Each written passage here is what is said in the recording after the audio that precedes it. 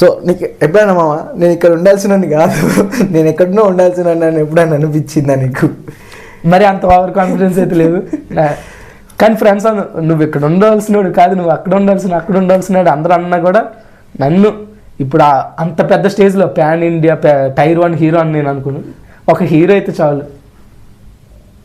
మనోడు హీరో అవ్వాలి డెఫినెట్లీ అయితే మామ. ఎందుకంటే టాలెంట్ ఎవరి దగ్గర ఆర్ఆర్ చిరంజీవి టాలెంట్ ఎవరు అబ్బా సొత్తు కాదు, ఇండస్ట్రీ కూడా ఎవరు అబ్బా సొత్తు నాగబాబు గారు అన్నారు. కాబట్టి ఖచ్చితంగా నువ్వు హీరో అవుతావు. అండ్ నీకు ఇప్పుడు ప్రజెంట్ ఉన్న సిచ్యువేషన్లో ఇండస్ట్రీలో చాలా వరకు నిర్మాతలు ముందుకు రావట్లేదు. సినిమాలు చేయాలంటే భయం అవుతుంది. ఎందుకంటే పెద్ద సినిమా ముందొస్తే కొన్ని సినిమాలు ఇప్పటికి కూడా మొన్న మెకానిక్ రాఖీ కావచ్చు, ఆ సినిమా రిలీజ్ అయినప్పుడు నువ్వు ఆ సిచ్యువేషన్ చూస్తున్నావు, చాలా ఓపెనింగ్స్ రాలేదు. సో ఇప్పుడు ఎలాంటి కంటెంట్లు పడితే బాగుంటాయని నువ్వు అనుకుంటు, నీ పర్సనల్గా ఇలాంటి కంటెంట్లు అయితే బాగుంటాయని ఏమనుకుంటాను? మీకు ఎలాంటి కంటెంట్లు కావాలి? Adventures, thrillers, crime thrillers, emotional movies. ఇప్పుడు ఫ్యామిలీ మొత్తానికి కావాల్సింది ఎమోషనల్ మూవీస్. చాలా రోజులు అయిపోయింది ఒక శతమానం భవతి ఇలాంటివి వచ్చి, చాలా రోజులు అయిపోయింది. తర్వాత ఇప్పుడు మళ్ళీ మొన్న బలగం వచ్చింది. అలాంటి మంచి ఎమోషనల్ మూవీస్ వస్తే డెఫినెట్లీ ఫ్యామిలీస్ అందరూ కదిలి వస్తారు. ఇంకా అడ్వెంచర్స్, థ్రిల్లర్స్ ఇలాంటివి అంటే ఆటోమేటిక్గా యూత్తో సహా అందరూ చూస్తారు. అండ్ నువ్వు ఇప్పుడు హైదరాబాద్కి వచ్చిన 2 ఇయర్స్లో స్ట్రగుల్స్ చాలా చూస్తుంటావు. సో ఒక్క స్ట్రగుల్ ఉంటుంది ఖచ్చితంగా, లైఫ్ మొత్తంలో ఒక్క స్ట్రగుల్ ఉంటుంది. ఆ స్ట్రగుల్తో నీ లైఫ్ స్టైల్ మొత్తం మారుతుంది, లైఫ్ స్టైల్ మొత్తం మారిపోద్ది. సో అలాంటి స్ట్రగుల్ ఏంటి నాకు లైఫ్లో? టిల్లు స్క్వేర్ ఈవెంట్కి నాకు చాలా అడ్డంకాలు వచ్చాయి. ఒక పక్క డ్యూటీకి వచ్చేమని, ఒక పక్క వెళ్ళడానికి ఆ టైంకి డబ్బులు లేక, ఇంకా ఎలాగంటే ఇంక ఈవెంట్కి మానేద్దాం ఆ టైంలో ఇంక ఫిల్మ్ ఇండస్ట్రీ వద్దు, నాకు నా వల్ల అయ్యేటట్లేదు అన్న ఫీలింగ్ వచ్చింది. కానీ అదే స్ట్రగుల్ ఈ రోజు నన్ను ఇక్కడ నిలబెట్టింది. అదే స్ట్రగుల్ ఆ రోజు ఈవెంట్లో కలిసింది మేము ఇద్దరమే అండ్ మా ఫ్రెండ్ ద్వారా. అండ్ మామ నిజమైన స్ట్రగుల్ అంటే నువ్వేమనుకుంటాను మామ? నిజమైన ఇబ్బంది అంటే ఏమనుకుంటాను? నిజమైన ఇబ్బంది అంటే ప్రతిదీ ఇబ్బందే. అంటే ఎలా చెప్పాలి నిజమైన ఇబ్బంది అంటే, మనకి చెప్పడానికి రావట్లేదు. నిజమైన ఇబ్బంది అంటే బాగా ఆలోచించాను. ఎందుకంటే ఆ ఇబ్బంది అంటే నిజమైన ఇబ్బంది. అరే ఈ ఇబ్బంది వల్ల నేను చాలా కోల్పోయినా, ఎదుర్కొన్నా బలంగా అని ఎప్పుడు అలాంటి ఇబ్బంది ఒకటి జరిగే ఉంటాయి ఖచ్చితంగా. మనకి అంత నిజమైన ఇబ్బంది అంటే ఇంకెట్లేదు, నీ సర్వం కోల్పోయేవేమో అనిపిస్తుంది ఇంకా. కానీ ఆ టైంలో కూడా నువ్వు నీ కాన్ఫిడెన్స్ని కోల్పోకూడదు. సర్వం కోల్పోయినా కూడా అది అలాంటివి నిజమైన ఇబ్బందులు. సో ఇప్పుడు ప్రజెంట్ ఈ వీడియో చూస్తున్న చాలామందికి కష్టాలు వస్తుంటాయి మామ, నీకు వచ్చింది, మాకు అందరికి వస్తాయి. సో ఆ కష్టాన్ని తట్టుకొని నిలబడాలంటే నువ్వేం చెప్తావు? నువ్వెట్లా నిల్చున్నావు నీ లైఫ్లో? కష్టాన్ని తట్టుకొని నిలబడాలంటే ప్రతి మనిషి గుర్తుంచుకోవాలి, ఏది శాశ్వతం కాదు. ఈవేళ నీ దగ్గర రూపాయి లేదని అంటే ఈవేళ నీ దగ్గర 100 రూపాయలు ఉన్నాయి, రేపు ఉంటాయి అనేది చెప్పలేవు. సో ఈవేళ నా దగ్గర 1000 రూపాయలు ఉన్నాయి, రేపు ఏదో ప్రాబ్లం వచ్చి పోయే అమ్మ నా సర్వం కోల్పోయాను అనుకుంటే రేపు ఎల్లుండో నువ్వే ఉండవు, ఇంకా డబ్బులు ఎందుకు? అవును. సో ఏది పర్మనెంట్ కాదు కాబట్టి ప్రతిదాన్ని సీరియస్గా తీసుకొని ఏది శాశ్వతం కాదు, అదే చెప్దాం అనుకున్నాను. సో ఏం జరిగినా కాన్ఫిడెన్స్ కోల్పోకూడదు అది. సో నాస్టింగ్ స్టార్ నాకు డైలాగ్స్ చెప్తాడా, సాంగ్స్ మనం వాడతాడా? సాంగ్స్ అంటే మన గొంతు అంత బాగోదు, ఇంకా మా కోసం ఒక్కసారి పాడు. మనకి లిరిక్స్ అంతగా గుర్తుండవు. నీకు వచ్చినాయి వాడు, నీకు వచ్చినాయి మామా, నీకు వచ్చినాయి వాడు. సరే లిరిక్స్ చూద్దాం పోనీ. సరే చూడు, నో ప్రాబ్లం, నేను 18లో కట్ చేసుకుంటలే. ఓకే మామా, సాంగ్ లిరిక్స్ చూసినా అయిపోయిందా? సో మా కెమెరామ్యాన్ తలుపులు క్లోజ్ చేయండి. సో ఎందుకంటే ఆయన లేచి మెల్లగా వెళ్ళిపోతాడు. మారుతి పేరు ఎప్పుడైనా వచ్చిపోతాడు అప్పటి నుంచి. సో మా మారుతి కూర్చొని ఉండాలి. రే నవ్వకం, సీరియస్ మామ, నువ్వు పాట పాడు. లైఫ్ ఆఫ్ రామ్ సాంగ్ పాడుతున్నా. మంచి సజెషన్. ఆ లైఫ్ ఆఫ్ రామ్ పాట నిజంగా నేను అప్పుడే మా పిల్ల బ్రేకప్ చెప్పింది. చాలా మారుతి చాలా నిజంగా చెప్తానా, ఆ పాట అలా పెట్టుకుంటూ వెళ్ళిపోయా. ఎక్కడికి వెళ్ళానో తెలియదు, కట్ చేస్తే పంజగుట్ట. మళ్ళీ అక్కడి నుంచి రిటర్న్ అయినా. సో మంచి పాట ఎంచుకున్నాం, పాడు. ఏ దారెదురైనా ఎటు వెళుతుందో అడిగానా, ఏం తోచని పరుగై ప్రవహిస్తూ పోతున్నా, ఏం చూస్తూ ఉన్నానే వెతికానా ఏదైనా, ఊరికి నే చుట్టూ ఏవేవో కనిపిస్తూ ఉన్నా, కదలని ఓసిలనే అయినా త్రుటిలో కరిగే కలనే అయినా, ఏం తేడా ఉందట నువ్వెవరంటూ అడిగితే నన్నెవరైనా, ఇలాగే కడదాకా ఓ ప్రశ్నై ఉంటానంటున్నా, ఏదో ఒక బదులై నన్ను చెరపొద్దని కాలాన్ని అడుగుతూ ఉన్నా, నా వెంట పడి నువ్వింత ఒంటరి అనొద్దు అనొద్దు దయించి ఎవ్వరు, ఇంకొన్ని జన్మాలకు సరిపడు అనేక శృతుల్ని ఇతరులు ఎరగరు, నా ఊపిరిని ఎన్నాడు తన ఎన్నంటి నడిపిన చేయూత ఎవరిది, నా ఎదలైన కుశలము అడిగిన గుసగుస కబురుల గుమగుమలెవరివే. సో అసిస్టెంట్ సార్ నాకు డైలాగ్ వర్షనే కాదు, సాంగ్ వర్షన్ బాగా పాడారు. ఎందుకంటే ఇంత ఇన్స్టెంట్లో అడిగినప్పుడు నిజంగా చాలా బాగా పాడినప్పుడు ఐ లవ్ యూ. సో చాలా బాగా పాడారు. నాకు అంటే ఆ సినిమా చూసినప్పుడు స్కూల్ డేస్ మెయిన్లీ మిస్ అవుతాం. సో అట్లా మీ ఫ్రెండ్స్ మిస్ అయినా మామ? ఆబ్వియస్లీ డిగ్రీ ఫ్రెండ్స్ మిస్ అయింది బాగా. నేను స్కూల్ ఫ్రెండ్స్ అన్నా మామ. స్కూల్ ఫ్రెండ్స్ మనకి అంత కనెక్షన్ లేదు అప్పుడులో, ఉన్నంత వరకు మిస్ అయ్యాం. పర్లేదు మామ. స్ట్రగుల్స్ నీ లైఫ్లో కాదు, కొంచెం మంచిగా ఫిలిం ఇండస్ట్రీలో స్ట్రగుల్స్ ఆల్రెడీ చాలా హీరోలు పడుతూ ఉంటారు. వాళ్ళ స్ట్రగుల్స్ అంటే ఎవరు స్ట్రగుల్ చూస్తే అరే ఇంత స్ట్రగుల్ చేసినప్పుడు మనం ఇంకా ఎంత స్ట్రగుల్ పడాలి అనిపించింది. ఎవరు స్ట్రగుల్ నీకు అట్లా అనిపించింది? అంటే స్ట్రగుల్ పడి వచ్చిన వాళ్ళు చాలామంది ఉన్నారు. కాకపోతే నేను చూసినంత వరకు అయితే ఒక సిద్ధు జొన్నలగడ్డ కానీ, విజయ్ దేవరకొండ అన్న కానీ, తర్వాత విశ్వక్సేన్ అన్న కానీ, నవీన్ పోల్శెట్టి అన్న కానీ, తర్వాత అడివిశేష్ గారు కానీ, వీళ్ళందరూ పడిన స్ట్రగుల్ చూస్తే ఎన్నో ఇయర్స్ నుంచి ఇండస్ట్రీలో ఉన్నారు. బట్ వాళ్ళు సక్సెస్ అయింది రీసెంట్గా సక్సెస్ అయ్యారు. అంటే ఒక బ్యాక్గ్రౌండ్ ఆర్టిస్టుల కింద లేదంటే ఒక సైడ్ క్యారెక్టర్ల కింద చేసుకుని అప్పుడు ఒక లైఫ్ ఈజ్ బ్యూటిఫుల్ చూస్తే అందులో విజయ్ దేవరకొండ గారు ఉంటారు, నవీన్ పోల్శెట్టి గారు ఉంటారు. అప్పుడు వాళ్ళు ఎవరు మనకు తెలియదు. ఇప్పుడు చూస్తే తిన ఆ సినిమాలో కూడా ఉన్నాడు, అప్పుడు అందులో సైడ్ క్యారెక్టర్ చేశారని ఇప్పుడు అడుగుతున్నాం. ఇంకొకటి మొన్న రీసెంట్గా ఒకటి వచ్చింది పిక్ విజయ్ దేవరకొండ సార్ది. కెమెరామెన్ గంగతో రాంబాబులా పవన్ కళ్యాణ్ గారు చెప్తుంటే కెమెరా పట్టుకొని ఉంటాడు బీచ్లో.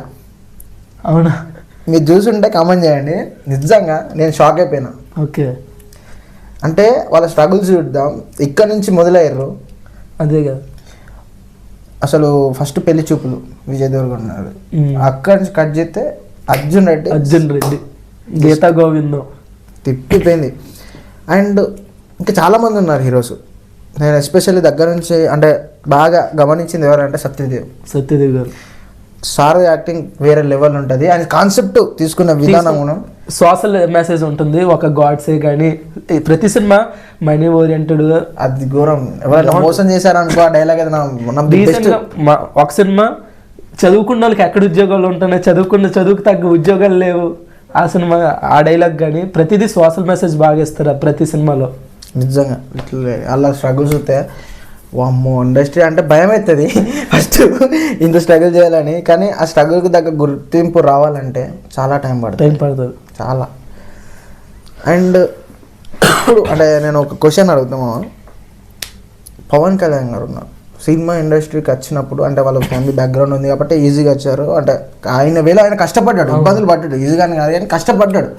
అండ్ ఇప్పుడు చూసిన పవన్ కళ్యాణ్ గారికి అప్పుడున్న పవన్ కళ్యాణ్ గారికి ఎలాంటి చేంజెస్ ఉన్నాయి అని నువ్వు అనుకుంటున్నావు పర్సనల్గా? అప్పుడు చూసిందంటే మనం ఒక హీరోగానే చూసాం, కానీ ఇప్పుడు ఒక డిప్యూటీ సీఎంగా ఆంధ్రప్రదేశ్గా చూస్తున్నాం. అతను కాల్ దగ్గరికి ఏం కావాలన్నా కాల్ దగ్గరికి వస్తాయి, ఒక వాటర్ కావాలన్నా ఏం కావాలన్నా కాల్ దగ్గరికి వస్తాయి. అలాంటివన్నీ వదిలేసి ఏసీలోనే ఉండడం, ఇలాంటివన్నీ వదిలేసి రోడ్ల మీద పడుకోవడం, ఎండల్లో చెప్పులు లేకుండా తిరగడం, కాలుకి పుండైనా కూడా ఎండల్లో తిరుగుతుంటే మళ్ళీ ఎవరో తొక్కేయడం అంతమంది జనాల్లో, ఇలాంటివన్నీ చేసి ఎందుకు వచ్చారు అంటే ఆంధ్రప్రదేశ్కి ఏదో చేద్దామని వచ్చారు డిప్యూటీ సీఎం గారు. అన్ని కాల్ దగ్గరికి వస్తే మంచిగా ఏసీలో కూర్చోవచ్చు అనుకున్న అవన్నీ వదిలేసి ఇంత కష్టపడి 10 సంవత్సరాలు పట్టుదలతో ఉన్నారు కాబట్టి అతను అనుకున్నది సాధించారు. డిప్యూటీ సీఎం 100% స్ట్రైక్ రేట్ ఇండియాలో ఇప్పటికి వచ్చి ఏ పార్టీకి లేదు. యాజ్ ఆంధ్రప్రదేశ్లోనైనా సరే, ఎంపీగా అయినా సరే, ఎక్కడ పోటీ చేస్తే అక్కడ గెలిచారు. 2 దిక్కలు పోటీ చేశారు, 2 దిక్కలు ఓడిపోయారు అన్న వాళ్ళతో ఇప్పుడు ఎక్కడ పోటీ చేశారు ప్రతి దగ్గర గెలిచామని చెప్పించారు. ఇప్పుడు సినిమాల్లోనే కాదు, నేను ఎందులో ఉన్నా సాధించగలను నా పట్టుదలతో చూపించారు. సినిమాల్లో ఇప్పుడు టాలీవుడ్లో అతనుకున్న క్రేజ్ ఇంకెవరికి లేదు, అలాగే ఇప్పుడు ఆంధ్రప్రదేశ్లో డిప్యూటీ సీఎంగా అతనుకున్న క్రేజ్ ఇంకెవరికి లేదు. అంతే, లైఫ్ స్టైలే వేరు. అతను అంటే ఇంకా ఇన్స్పిరేషన్, డెమి గాడ్. నాకు నిజంగా చెప్పాను, మా ఫ్యామిలీ మొత్తం పవన్ కళ్యాణ్ ఫ్యాన్స్ ఉన్నారు. నా చిన్నప్పటి నుంచి అంతే. అంటే నాకు ఫ్యాన్స్ అంటే నిజమమ్మా, లిటరల్లీ నేను ఎవరి ఫ్యాన్ కాదు, నేను ఒప్పుకుంటా. ఎందుకంటే మా వాళ్ళు అంటారు ఫ్యాన్ అంటే ఈ స్టార్ని ఇష్టపడాలి, అల్లు అర్జున్ గారిని ఇష్టపడాలి, లేదంటే మెగాస్టార్ని ఇష్టపడాలి అని చెప్పేసి అంటారు.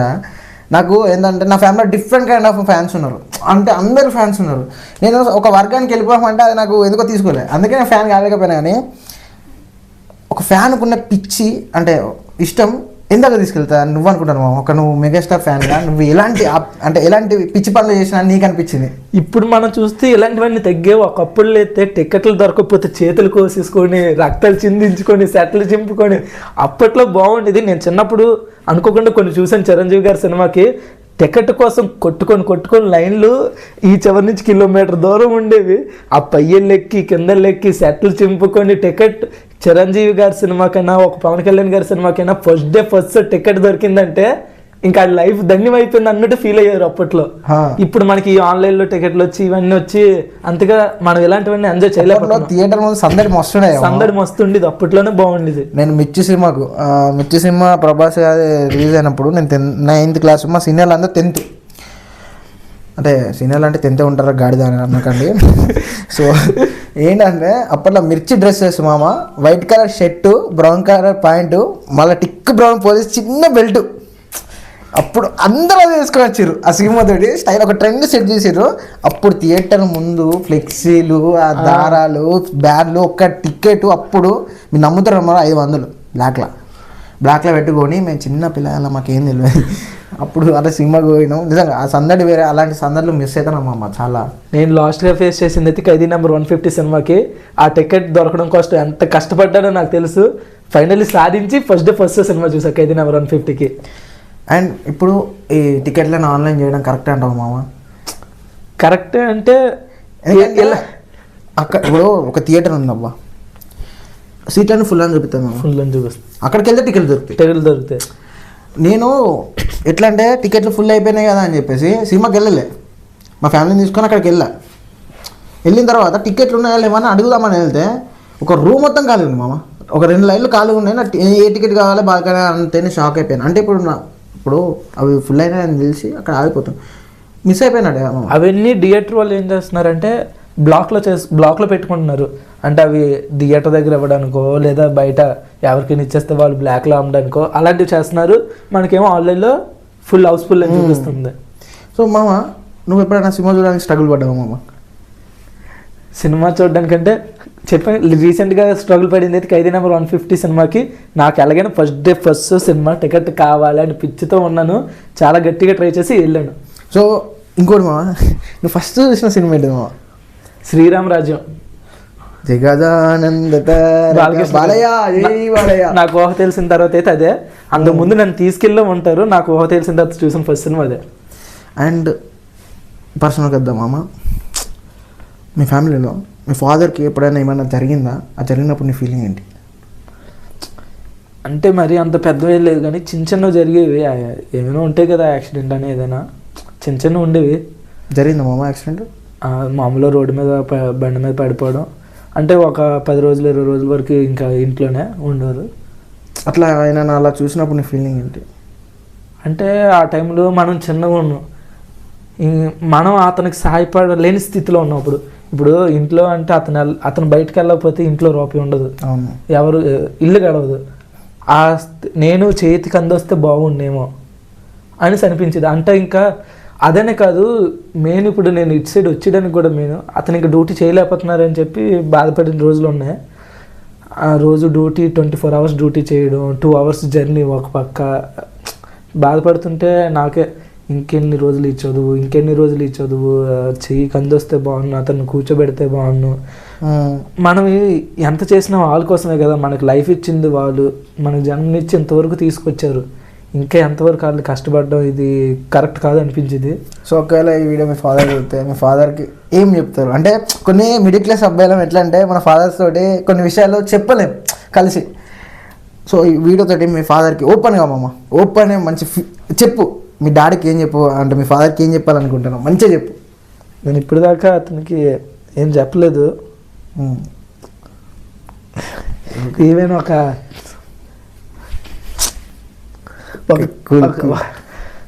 థ్యాంక్ యూ కూడా చెప్పలేదు. నేను మా అమ్మతో ఉన్నంత క్లోజ్గా కూడా మా డాడీతో ఇప్పుడు వచ్చేప్పుడు లేను. నేను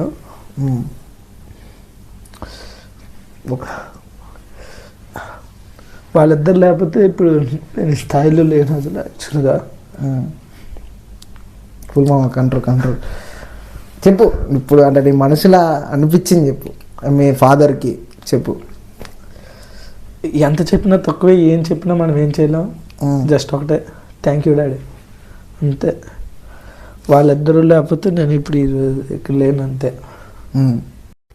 సో ఫాదర్ అన్నాడు మనోడు చాలా ఎమోషనల్ అయిపోయాడు. నిజంగా ఒక మిడిల్ క్లాస్లో ఉండే ప్రతి అబ్బాయికి తన ఫాదర్ తోటి ఓపెన్గా మాట్లాడలేడు.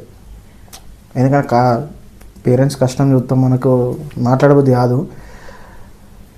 ఏదైనా వాళ్ళు ఉంటేనే మనం, వాళ్ళు హ్యాపీగా ఉంటేనే మనం. కాబట్టి అండ్ నాన్నకు చెప్పినాం, మరి మమ్మీ కూడా ఉంది కదా, మమ్మీ వాడిని ఏం చేసింది నీకు? సో మమ్మీకి ఏమని చెప్పి అంటే అమ్మకు ఇందాకలో చెప్పాను, వాళ్ళిద్దరూ లేకపోతే నేను లేను. డాడీ అంత కష్టపడి బయట నుంచి ఎంత తెచ్చినా, అంటే బయట ఫ్యామిలీస్ కోసం తెలియదు, మా ఫ్యామిలీ కోసం డాడీ తెచ్చి అలాగే అమ్మ చేతిలో పెట్టేస్తుంది. ఇంటిని నడిపించేది మొత్తం అమ్మే. ఒక 5,000 తెచ్చినా నడిపించాలి, 2,000 తెచ్చినా నడిపించాలి, 10,000 తెచ్చినా కూడా నడిపించాలి. డాడీ అంత తెచ్చినా కాదు నువ్వు ఎక్కువ తెచ్చు సరిపోవట్లేదు అని అనకుండా ఉన్న దాంట్లో సరిపెడుతూ తను తిన్నా తినకపోయినా నాకు మా తమ్ముడికి పెట్టినా సరే మాకు కావాల్సిన కొని స్కూల్కి పంపించి దగ్గరుండి, ఇంకా డాడీ 24 hours డ్యూటీలోనే ఉంటారంటే మరి ఇంటి దగ్గర మమ్మల్ని చూసుకునేది ఇంకా తను ఒకరే. మొత్తం చిన్నప్పటి నుంచి రెడీ చేసి ఏదైనా ఒక్కటి కాదు ఇంకా చెప్పడానికి వాళ్ళిద్దరి కోసం నేననే కాదు ఎవరైనా అదే చెప్తారు. వాళ్ళిద్దరికీ మన జీవితాన్ని ఇచ్చేసినది కూడా సరిపోదు వాళ్ళ త్యాగానికి. వాళ్ళు జన్మను ఇవ్వడమే ఒక టైమ్స్ అంటే ఎన్నో త్యాగాలు చేస్తే కానీ మనల్ని ఈ స్థాయి వరకు తీసుకురాలేరు. మనం వాళ్ళకి ఏం చేసినా మనం సరిపెట్టుకోలేం. కానీ థ్యాంక్ యూ అనే పదం సరిపోతుంది అనుకుంటే ఇద్దరికి థ్యాంక్ యూ తప్ప ఇంకేం చెప్పలేము, అంతే. నీకు ఒక తమ్ముడు ఉన్నాడుగా, నువ్వే పెద్దగా చూడగానికి ఏం చెప్తావు మీ తమ్మునికి?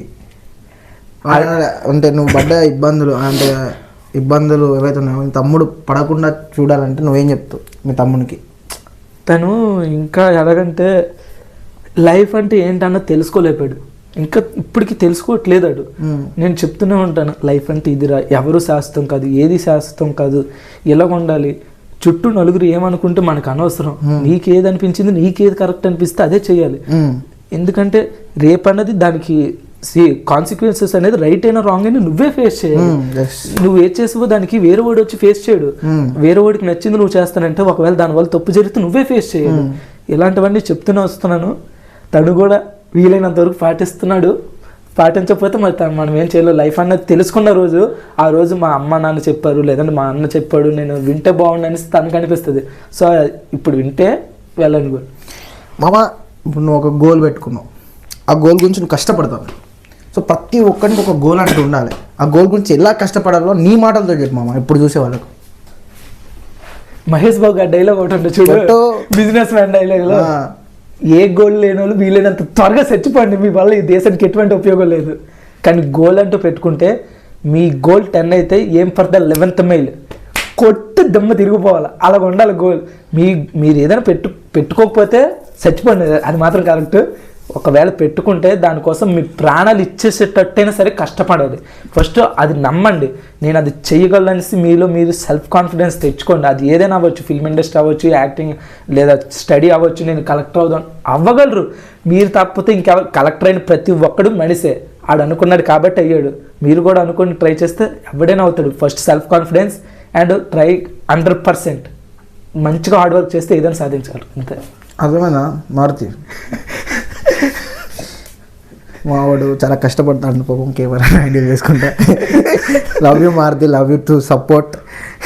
ఓకే, సో మా ఇప్పుడు పుష్ప అంటే బాగా జరుగుతుంది ట్రెండ్. పుష్ప 1 చూసిన తర్వాత నీకు ఎలా అనిపించింది? అండ్ పుష్ప గురించి నీ మాటలు ఇప్పుడు ఎట్లా ఆ బిజినెస్, ఆ 1000 కోట్లు అది చూస్తేనే బిజినెస్ చూస్తేనే దిమ్మ తిరిగిపోతుంది. నీకెలా అంటే అది చూసిన తర్వాత నీకేమనిపించింది? ఫస్ట్ ఆఫ్ ఆల్ నేను అల్లు అర్జున్ గారి కోసం మాట్లాడితే తన డెడికేషన్ కానీ హార్డ్ వర్క్ కానీ హ్యాట్స్ ఆఫ్. అసలు ఎటువంటి క్యారెక్టర్ అయినా చేయడానికి ఎంత కష్టపడినా బాగా చేస్తారు. అసలు పుష్పలో అంత హెయిర్, ఆ గడ్డం, తర్వాత సినిమా మొత్తం ఒక హ్యాండ్ ఇలా పైకెట్టి ఆ డెడికేషన్కి హ్యాట్స్ ఆఫ్. నేను ఇంకోటి ఇప్పుడు డైరెక్టర్ కోసం మాట్లాడితే సుకుమార్ గారిది జగడం సినిమా నుంచి అతనికి ఫ్యాన్ అబ్బా. అతని రైటింగ్ పిచ్చ లెవెల్. అంటే ఇప్పుడు వాళ్ళిద్దరు కాంబినేషన్లో వచ్చిన పుష్ప అంటే స్టార్టింగ్ ఎక్స్పెక్టేషన్స్ ఉన్నాయి, కానీ ఊ అంటా సాంగ్ వచ్చినప్పుడు బాబా ఆ సాంగ్ కోసమైనా థియేటర్కి వెంటనే వెళ్ళిపోవాలనిపించింది. సినిమా రిలీజ్ అయినంత వరకు వెయిట్ చేసాం, రిలీజ్ అయ్యాక చూసాం. అంటే దానికి అప్పుడులో మిక్స్డ్ టాక్ రావడానికి, ఈ సినిమా కాదు సుకుమార్ గారు ఏ సినిమా చూసినా స్టార్టింగ్లో మిక్స్డ్ టాకే వస్తుంది, ఫైనల్గా వచ్చేది మాత్రం బ్లాక్ బస్టర్ అనే వస్తుంది. ఒకటి మా సుకుమార్ గారి సినిమా అంటే one of the best movie Rangasthalam. నిజంగా లిటరల్లీ సీట్లో కూర్చున్న ప్రతి ఒక్క అభిమాని ఒక సీన్ ఉంటుంది మామ రామ్ చరణ్ గారిది. ఏంటంటే మన మహేష్ వచ్చి ఒక డైలాగ్ చెప్తాడు, వాళ్ళ నాన్నమ్మ అన్నప్పుడు జస్ట్ మండుతున్న అగ్గి తీసుకొని ఇట్లా పోతా అంటే డిఎస్పి మ్యూజిక్ మన మెగాస్టార్ రామ్ చరణ్ గారిది నా కొడుకుని కొట్టు అని చెప్పేసి నా పక్కన సీట్లో నమ్ముతున్న ప్రతి ఒక్కరు ఫీల్ అయ్యి నువ్వు ఇప్పుడు ఆ కర్ర తీసుకుని అడిగాయి అన్నట్టే ఉంటారు ప్రతి ఒక్కరు. అమ్మాయిలు కూడా నా పక్క పంట అమ్మాయిలు కూర్చున్నారు, అప్పుడు బాగానే ఉన్నారులే కానీ మనం టైమింగ్ మారుతి. సో బాగానే ఉన్నారు. నేను అప్పుడు చిన్నని అంటే సాంప్రదాయాన్ని శుద్ధ పోసిన అన్ని లెక్క నేను పేపర్లు తీసుకొని మరి నాకు ఇచ్చి నిజంగా అలా అంటే ఒక ఆరా క్రియేట్ అంటే అలాంటి ఒక సిచ్యువేషన్ క్రియేట్ చేయాలంటే సుకుమార్ గారు మళ్ళీ లిటర్లీ ఆ చనిపోయినప్పుడు సినిమా సాంగ్ అంత బాధ పెట్టుకొని కూడా కొంట్లో నుంచి నీళ్ళు రాకుండా కూడా ఫేస్ లో ఆ ఎక్స్ప్రెషన్ పిలికించచ్చు చూడండి, బాధ ఎక్స్ప్రెషన్ రామ్ చరణ్ గారు. బాబా కోపం, బాధ అది సుకుమార్. ఆ పుష్ప సినిమా బాగుంది. మొత్తం సినిమా రిలీజ్ అప్పటికంటే ఓటీటీలో వచ్చిన తర్వాత నార్త్ సైడ్ ఇటు సైడ్ బాగా వెళ్ళింది. ఇప్పుడు పుష్ప 2 మీద అందుకే చాలా అంత క్రేజ్ ఉంది కాబట్టి అంత బిజినెస్ కూడా జరిగింది. ఇప్పుడు దాకా వచ్చిన సాంగ్స్ 2 ఒకెత్తి అయితే మొన్న వచ్చిన సాంగ్ ఇంకో కిసిక్ సాంగ్ అయితే ఇంకో లెవెల్. అది అసలు చాలా అప్డేట్ లిరిక్స్ ఏం రాశారు చంద్రబాబు సార్. నాగు అంటేనే అమ్మో బాబోయ్ నార్మల్ లేదే అనేది మొత్తం నీ అన్ని భక్తి గీతాలే ఉన్నాయి సార్. అండ్ ఇంకొకటి నువ్వు వచ్చినప్పుడు హైదరాబాద్లో ఒక మనం పర్సనల్గా మాట్లాడుకున్నాం మనది ఇక్కడికి వచ్చిన తర్వాత ప్రతి ఒక్క దాని రేటు పెరిగింది మామ. తినే ఫుడ్ కానుంచి ఈ 3 yearsలో చాలా వస్తువులు పెరిగాయి. సో నీకేమనిపించింది వాటి వల్ల అవి పెరగడం వల్ల నువ్వు ఎలాంటి ఇబ్బందులు ఫేస్ చేసావు? మిడిల్ క్లాస్ వాళ్ళు బ్రతకడం కష్టం అనిపించింది ఈ హైదరాబాద్లో. అంటే ప్రతిదీ రేట్ ఎక్కువ. ఏదో జాబ్ చేసుకుని లైఫ్ని లీడ్ చేద్దాం అనుకుంటే సరిపోదు, వచ్చిన శాలరీ సరిపోవట్లేదు. ఈవెన్ బయట ఇక్కడి నుంచి అక్కడికి వెళ్దామన్నా సరే ఆటో కూడా 20 రూపాయలు తీసుకుంటున్నాడు. ఒక డీమార్ట్కో ఎక్కడికి వెళ్ళి ఏమైనా కొందామన్నా ప్రతిదీ రేట్లు పెరిగాయి. వచ్చే శాలరీ ఏమో తక్కువ, చూస్తే ఏమో ఖర్చులు ఎక్కువ. పోనీ అలాగ రూమ్లోనే కూర్చుందాం, ఇంట్లోనే కూర్చుందాం అంటే వారానికి ఒక్కసారికైనా ఏదో బయటికి వెళ్దామని అనిపిస్తుంది. ఎక్కడికి వెళ్దామన్నా అవి రేట్లు ఎక్కువ, వచ్చే శాలరీ ఏమో తక్కువ, ఇదేమో సరిపోవట్లేదు. మిడిల్ క్లాస్ వాళ్ళు బ్రతకడం అయితే కష్టం. ఏదో ఐటీ కంపెనీలో జాబ్ చేసి 50,000 60,000 వచ్చిన శాలరీ వాళ్ళు తప్ప నార్మల్ వాళ్ళు బ్రతకడం అంటే చాలా సాక్రిఫైస్లు చేసుకొని చాలా కుంగిపోయి ఏదో లైఫ్ అంటే ఇరక్తు పుట్టేసేటట్టు ఇక్కడ ఉండాలి తప్ప, లేదంటే కష్టం హైదరాబాద్లో. మామా నువ్వు కష్టం అంటే నాకు కూడా అది గుర్తొచ్చింది. మన పేరెంట్స్ కష్టపడేటప్పుడు మన కష్టం ఎలా తెలీదు. మనం కష్టపడేటప్పుడు నీకు ఎప్పుడైనా అనిపించిందా మా నాన్న అంత కష్టపడ్డాడే, నేను ఇప్పుడు ఇంత కష్టపడుతున్నాను, నీకు ఏమనిపించింది? అది ఎట్లా? చిన్నప్పుడు మనం వాళ్ళు కష్టపడుతుంటే మనం చదువుకుంటుంటాం, అప్పుడు వాళ్ళు కష్టం చేస్తున్నారు అన్న మనకు కూడా అవగాహన ఉండదు. ఏదో వాళ్ళు తెస్తున్నారు, మనం హ్యాపీగా ఉంటున్నాం, స్కూల్కి వెళ్తున్నాం, కాలేజ్. ఇప్పుడు అది చేస్తుంటే తెలుస్తుంది 2 సంవత్సరాలకి ఏదో పార్ట్ టైం జాబ్ చేస్తుంటేనే నాకు ఎలా కనిపిస్తుందంటే నన్ను 20 సంవత్సరాలు అంటే నేను పుట్టకముందు పెళ్లి చేసుకున్న అంతకుముందు అంటే దగ్గర 40-50 సంవత్సరాల నుంచి ఎలా కష్టపడి పనిచేశారు అబ్బాలు. ఇప్పుడు 2 సంవత్సరాలకే జాబ్ మానేద్దాం, ఏదో ఒకటి చేసుకుందాం, ఇవన్నీ మనకు కాదు, ఈ పార్ట్ టైం జాబ్లే అనిపిస్తుంది. 50 సంవత్సరాలు ఎలా కష్టపడి మనల్ని పోషించారన్నది నాకు ఇప్పటికీ అర్థం అవ్వదు. వాళ్ళ కష్టంతో పోలిస్తే మన కష్టం నథింగ్. మామ ఇప్పుడు ఎవరైతే ఎంగేజ్ ఉన్నారో వాళ్ళు ఫోన్కి ఎక్కువ అడిక్ట్ అయిపోయారు. సో మనకంటే అప్పట్లో ఫోన్లు లేవు, ఇప్పుడు ఫోన్లు ఉన్నాయి, ఏదో నడుస్తుంది. కానీ నాస్టిన్ స్టార్ నాగు ఫోన్ ఎక్కువ యూజ్ చేస్తాడా, బ్రెయిన్ ఎక్కువ యూజ్ చేస్తాడా? బ్రెయిన్ ఎక్కువ యూజ్ చేస్తాడు. ఫోన్ ఎందుకు యూజ్ చేయడు? గర్ల్ ఫ్రెండ్ లేదా? ఫోన్ ఎక్కువ యూజ్ చేస్తే ఫోన్లోనే ఉంటాం మనం అనుకున్న సాధించలేం. అండ్ ప్రజెంట్ ఉన్న సిచ్యువేషన్ స్టడీ పర్పస్ చూసుకుంటే ఇప్పుడున్న సిస్టమ్ కరెక్ట్ అంటావా, అప్పుడున్న సిస్టమ్ కరెక్ట్ అంటావా?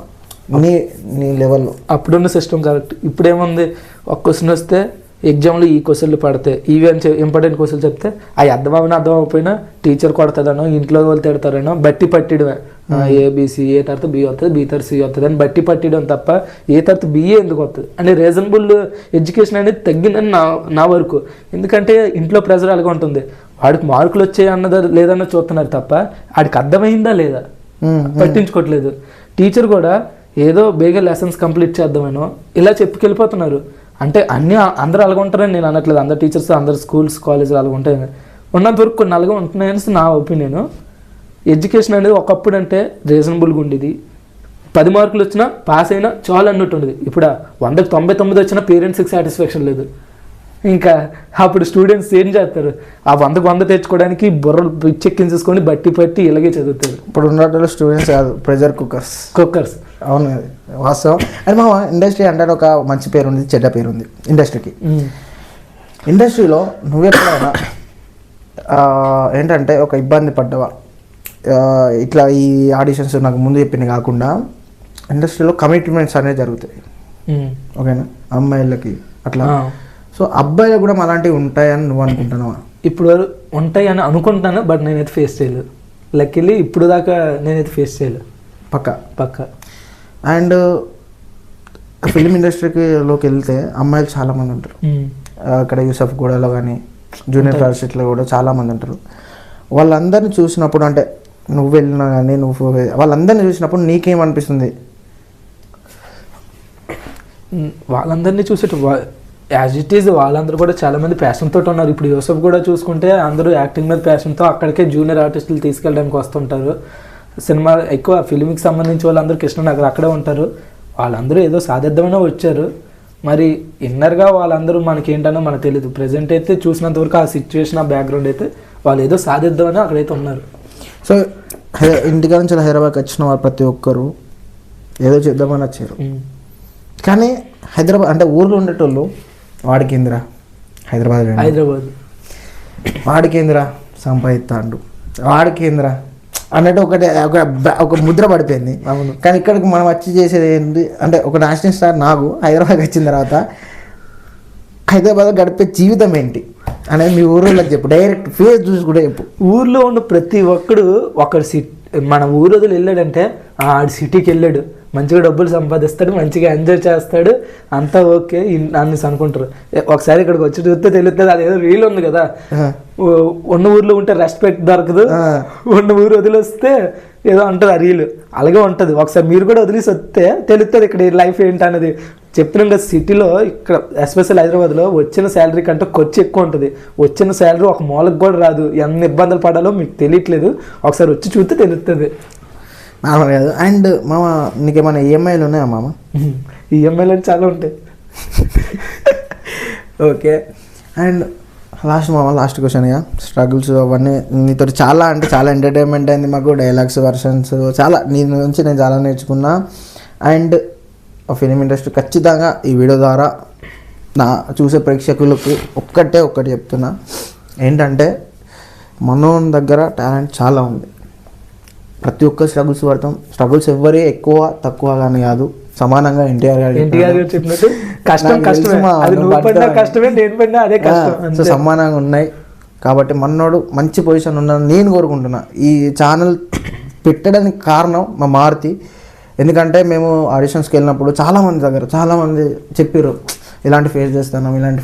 ఇవన్నీ కలిపి ఒక వీడియో చేసి ఇబ్బందులను ప్రేక్షకుల ముందు తీసుకెళ్తే చూసేవాళ్ళు చాలామంది ఉంటారు. అట్లా బై ఛాన్స్లా ఓ మంచి డైరెక్టర్ దగ్గరికి వెళ్ళి, ఒక మంచి ప్రొడ్యూసర్ దగ్గరికి వెళ్ళినా కానీ, ఆ కాస్టింగ్ కాల్ దగ్గరికి వెళ్ళినా కానీ ఒక మంచి ఛాన్స్ వస్తుంది. సో మా మామకే ఒక మంచి ఛాన్స్తో తన జీవితం ఒక్క ఛాన్స్తో తిరిగిపోతుంది అంటారు.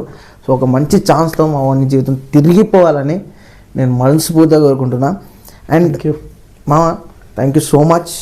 నీ స్ట్రగుల్స్ అన్ని మాతో షేర్ చేసుకొని, అంటే మా టీంతో చూసేవాళ్ళు, మా ఆడియన్స్తో అండ్ షేర్ చేసుకున్నాను. Thank you so much. ఇప్పుడు టైము నిజంగా చెప్తానా, ఒకసారి మొబైల్ ఏరా 4 కనబడుతుంది మళ్ళా. ఇప్పుడు 3:40 మార్నింగ్ 3:43 అవుతుంది. మేము స్టార్ట్ చేసింది 2కి 1:45కి ఏమో స్టార్ట్ చేసినాం. నిజంగా ఇందులో ఉన్న కిక్కే వేరు. నేను చెప్పిన నేషనల్ స్టార్ నాగు అంటే ఒక separate aura. Thank you so much మామ. ఎందుకంటే పిలవగానే ఈ నైట్ ఎవరు రాడు. నిజంగా ఒక ఫోన్ చేస్తే అంబులెన్స్ వస్తాయేమో కానీ నేషనల్ స్టార్ నాగు ఫోన్ చేసిన వెంటనే రియాక్ట్ అయ్యి పడుకున్నవాడు లేచి వచ్చి మా గురించి మేము ఇప్పుడు ఒక స్టూడియో చూపిస్తాం, భయంకరంగా ఉంటుంది. సో దాన్ని సెటప్ చేసుకొని ఇదంతా చేసి మామని క్వశ్చన్స్ అడిగి చాలా ఎమోషనల్ కూడా మైండ్ మామ. Thank you so much. And last ప్రేక్షకులకు నువ్వేం చెప్తావు మామ చూసేవాళ్ళకి ఒకటే చెప్తున్నా, మీరు ఏదైనా సాధిద్దాం అనుకుంటే అది సాధించగలరు. మీద మీరు కాన్ఫిడెన్స్ పెట్టుకోండి. పక్కోడు ఏమంటున్నా అన్నది అయితే వదిలేయండి. ఫస్ట్ పక్కోడు మీకేం తెచ్చేవాడు. అండ్ జాగ్రత్తగా అనుకున్నది సాధించడంత వరకు ట్రై చేయండి. 100% మీ హార్డ్ వర్క్ ఇవ్వండి. అలాగే ఈ ఛానల్ని కొంచెం సబ్స్క్రైబ్ చేస్తే నాలాంటి వాళ్ళు, కొత్త వాళ్ళు, వచ్చేవాళ్ళు అందరినీ ప్రోత్సహిస్తుంటారు. ఈ ఛానల్కి రియల్ స్ట్రగుల్స్ అని పేరు పెట్టడానికి కూడా కారణం ఎంతమంది ఎంతలాగా స్ట్రగుల్స్ అవుతున్నారు అంటే. ఇప్పుడు ఎందుకంటే పెట్టడం కూడా ఆ స్ట్రగుల్ అవ్వింది ఇంకొకరు చూసారంటే ఈ స్ట్రగుల్ ముందు మనం పడిన స్ట్రగుల్ అంతా అని ఇన్స్పైర్ అయ్యి వాళ్ళు అనుకున్నది సాధించగలరని. ప్రతి ఒక్కరి కష్టాన్ని విన్నప్పుడు మనం పడే కష్టం ఎంతలే అనేసి వాళ్ళకి ఒక నమ్మకం వస్తుంది. అలాంటివన్నీ మీ ముందుకు తీసుకురావడానికి ఈ రియల్ స్ట్రగుల్స్ అనే ఛానల్ పేరు కూడా క్రియేట్ చేసి మీ ముందుకు తీసుకొచ్చారు. సో సబ్స్క్రైబ్ చేస్తే మనలాంటి వాళ్ళు ఇంకా ముందుకు వస్తారు. సో అండ్ ఇంకొక విషయం ఏంటంటే మా ఫ్రెండ్ మారుతికి థ్యాంక్ యూ చెప్పాలి ఫస్ట్. ఎందుకంటే వాడు ఎన్నుకుని నడిపిస్తాడు. ఎందుకంటే కెమెరా ఎన్నుకున్నాడు, ముందుకు రాడు. అతడు నెక్స్ట్ ఇంటర్వ్యూలో ఆయనతో క్వశ్చన్స్ అడిపిస్తా. నవ్వకు. రియల్ స్ట్రగుల్స్ నిజంగా సూపర్ హీరోస్. ఈ రోజుల్లో స్ట్రగుల్స్ ఎవరైతే స్ట్రగుల్స్ వస్తే పడాలి. అలాంటి స్ట్రగుల్ని ఇంకెన్నో మేము ముందుకు తీసుకొస్తూ అండ్ నెక్స్ట్ ఒక డైరెక్షన్ ఫీల్డ్లో, ఫిలిం ఇండస్ట్రీలో పేరు తీసుకురావాలంటే, అంటే డైరెక్షన్ ఫీల్డ్లో తీసుకోవాలంటే, ఒక ఫీల్డ్కి రావాలి, ఒక డైరెక్టర్ కావాలంటే చాలామంది మెయింటైన్ చేయాలి. సో అలాంటి ఒక స్ట్రగుల్ ఉన్న అబ్బాయిని ఇంటర్వ్యూ చేయడానికి మన రియల్ స్ట్రగుల్ స్టూడియోకి రమ్మని చెప్పడం జరిగింది. నెక్స్ట్ ఎపిసోడ్తో మళ్ళీ తప్పకుండా రియల్ స్ట్రగుల్స్తో నేను మన టీంతో మీ ముందుంటాం. Thank you.